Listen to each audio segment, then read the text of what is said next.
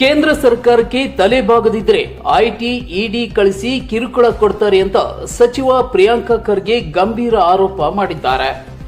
ತೆರಿಗೆ ವಂಚನೆ ಮಾಡಿದ್ರೆ ಕಾನೂನು ರೀತಿ ದಂಡ ಹಾಕಲಿ, ಅದನ್ನ ಬಿಟ್ಟು ಉದ್ಯಮಿಗಳಿಗೆ ಭಯ ಹುಟ್ಟಿಸಬಾರದು ಅಂತ ಸಚಿವ ಎಂಬಿ ಪಾಟೀಲ್ ಹೇಳಿಕೆ ಕೊಟ್ಟಿದ್ದಾರೆ. ಪ್ರಕರಣ ನಮ್ಮ ರಾಜ್ಯದಲ್ಲಿ ನಡೀತಾ ಇದೆ. ನೀವು ಯಾರಿಗೆ ಖಾಸಗಿಯಾಗಿ ಮಾತಾಡಿ ಉದ್ಯಮಿಗಳಿಗೆ ಇದು ಹರಾಸ್ಮೆಂಟ್ ಇದೆ. GST ಹರಾಸ್ಮೆಂಟ್ ನಡೀತಾ ಇದೆ, ಐಟಿ ಇಡಿ ನಡೀತಾ ಇದೆ. ಇದು ಬರೇ ಇಂಥ ವ್ಯಕ್ತಿಗಳು ಯಾರು ಕೇಂದ್ರ ಸರ್ಕಾರ ಮಾತು ಕೇಳಲ್ಲ. ಇನ್ಫ್ಯಾಕ್ಟ್ ಗವರ್ಮೆಂಟ್ ಅವ್ರಿಗೆ ಕೆಲಸ ಮಾಡ್ತಾ ಇದ್ದಾರೆ, ಅವ್ರ ಆಳ್ಮಕ್ಳಾಗಿ ಸರ್ಕಾರದವ್ರು ದುಡಿತಾ ಇದ್ದಾರೆ. Economic offences cannot be treated as like criminals. Okay, ಅವ್ರಿಗೆ ಎಕನಾಮಿಕ್ ಅಫೆನ್ಸಸ್ ಏನಿದೆ ಅದು ಎಕನಾಮಿಕ್ ಆಗಿದ್ರೆ ಸಿವಿಲ್ ನೇಚರ್ ಕೇಸಸ್ನಲ್ಲಿ ಇದು ಸರಿಯಲ್ಲ ಅಂತಂದ್ರು ಸರ್.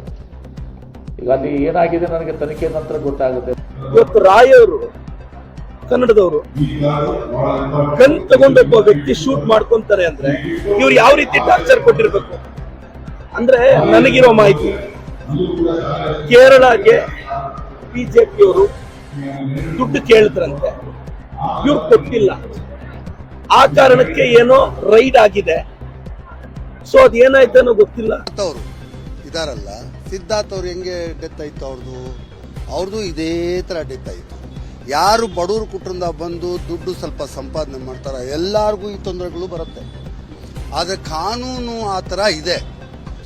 ರಾಯ್ ಅವರು ಫ್ರೆಂಡ್ಸು, ನನ್ನ ಫ್ರೆಂಡ್ಸ್ ಎಲ್ಲ ಹೇಳಿದ್ರು, ಅಯ್ಯೋ ನಿನ್ಗೆ ಯಾಕಪ್ಪ ಮೈ ಮೇಲೆ ಹಾಕೊಳ್ತಾ ಇದೆಯಾ, ನೀನು ಇವತ್ತು ಹೋಗಿ ಅಲ್ಲಿ ಸ್ಟೇಟ್ಮೆಂಟ್ ಕೊಟ್ರೆ ನಾಳೆ ಇಮಿಡಿಯೇಟ್ ಆಗಿ ಬಂದು ನಿನ್ಗೆ ನೋಟಿಸ್ ಬರುತ್ತೆ, ನಿನ್ಗೆ ತೊಂದರೆ ಆಗತ್ತೆ ನೋಡು ಅಂತಾರೆ.